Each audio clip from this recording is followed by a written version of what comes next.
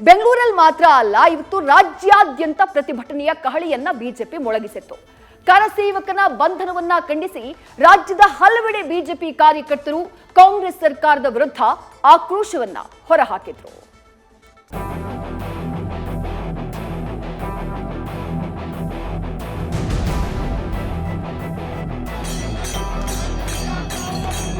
ಹಿಂದೂ ಕಾರ್ಯಕರ್ತರನ್ನ ಪೊಲೀಸರು ಅರೆಸ್ಟ್ ಮಾಡಿದ್ದಾರೆ.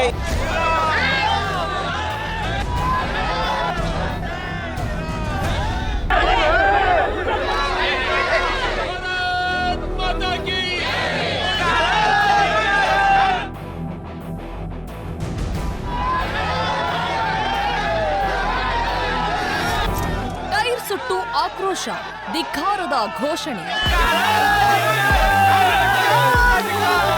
ಶ್ರೀಕಾಂತ್ ಪೂಜಾರಿಯನ್ನ ಬಂಧಿಸಿರೋ ಹುಬ್ಬಳ್ಳಿಯ ಶಹರ ಠಾಣೆ ಎದುರು ಬಿಜೆಪಿ ಮತ್ತು ಹಿಂದೂ ಕಾರ್ಯಕರ್ತರ ಕಿಚ್ಚಿನ ಪರಿಯಿದು.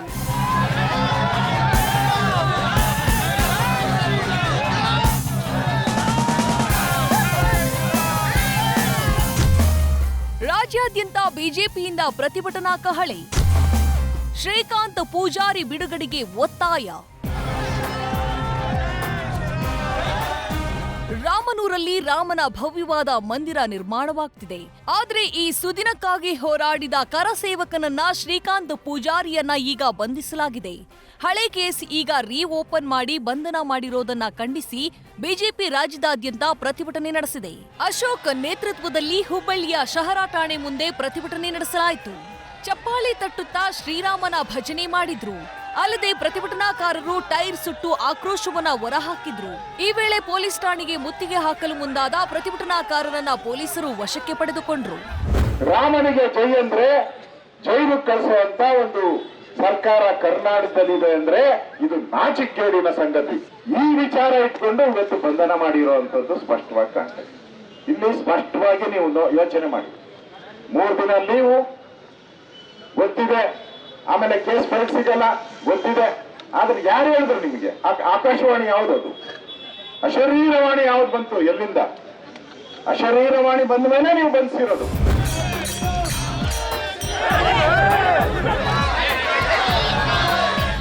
ಮೈಸೂರಿನ ಗಾಂಧಿ ವೃತ್ತದಲ್ಲಿ ಸರ್ಕಾರದ ವಿರುದ್ಧ ಪ್ರತಿಭಟನೆ ನಡೆಸಲಾಯಿತು. ಈ ವೇಳೆ ಮಾತನಾಡಿದ ಶಾಸಕ ಟಿಎಸ್ ಶ್ರೀವತ್ಸ, ಸಿಎಂಗೆ ರಾಮನ ಹೆಸರಿಟ್ಟುಕೊಂಡು ರಾವಣನ ನೀತಿ ಅಂತ ಆಕ್ರೋಶವನ್ನ ಹೊರಹಾಕಿದ್ರು.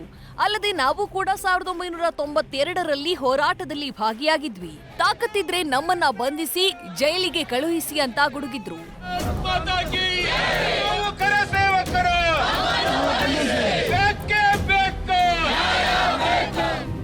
ಇತ್ತ ಮಂಡ್ಯದಲ್ಲೂ ಜಿಲ್ಲಾಧಿಕಾರಿಗಳ ಕಚೇರಿ ಮುಂದೆ ಬಿಜೆಪಿ ಕಾರ್ಯಕರ್ತರು ರಾಜ್ಯ ಸರ್ಕಾರದ ವಿರುದ್ಧ ಹಿಂದೂ ವಿರೋಧಿ ಸರ್ಕಾರ, ಹಿಂದೂ ವಿರೋಧಿ ಸಿಎಂ ಸಿದ್ದರಾಮಯ್ಯ ಎಂದು ಘೋಷಣೆ ಕೂಗಿದ್ರು. ಅಲ್ಲದೆ ಶ್ರೀರಾಮ ಜಯ ಜಯ ರಾಮ ಅಂತ ಪ್ರತಿಭಟನಾ ಸ್ಥಳದಲ್ಲೇ ಭಜನೆ ಮಾಡಿದ್ರು.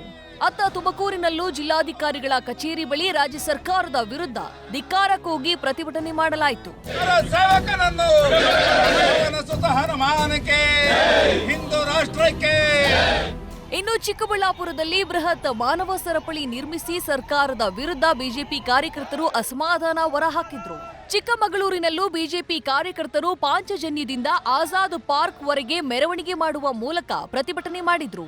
ಬಳ್ಳಾರಿಯಲ್ಲೂ ರಾಯಲ್ ವೃತ್ತದಲ್ಲಿ ಬಿಜೆಪಿ ಘಟಕ ವತಿಯಿಂದ ಕಾರ್ಯಕರ್ತರು ಹಿಂದೂ ವಿರೋಧಿ ಕಾಂಗ್ರೆಸ್ ಸರ್ಕಾರ ಅಂತ ಹಾಗೂ ಸಿಎಂ ಸಿದ್ದರಾಮಯ್ಯಗೆ ಧಿಕ್ಕಾರ ಕೂಗಿದ್ರು.